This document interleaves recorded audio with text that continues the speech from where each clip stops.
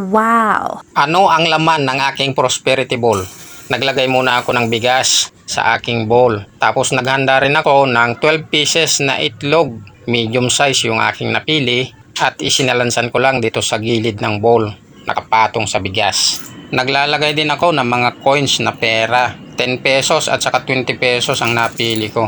12 pieces ang bawat isa. Halos 2 dekada na rin pala tayong gumagawa ng ganitong mga prosperity ball na nakasanayan na natin dahil tayo ay nagtatrabaho sa isang mga dayuhan na kumpanya. Naglalagay din pala ako dito ng 12 pieces na dahon ng laurel. Itinatabi ko lang ito sa mga coins sa pagitan ng mga itlog at gumawa ako ng wishlist at inilagay ko sa mga ampaw kasi ito yung aking paniniwala. Hindi rin nawawala ang mga paper bills. Magkakaiba ang halaga ng mga paper bills. 12 pieces din pala ito. Nirolyo ko lang tapos tinalian ko ng sinulid para hindi mabaklas. Tsaka ako lang nilubog dito sa ating bigas at inayos ng konti. Tsaka ako ipinatong dito sa ibabaw itong ating apple. Isinulat ko sa kapirasong papel ang isa sa aking wishlist bago ko ilagay sa ampaw.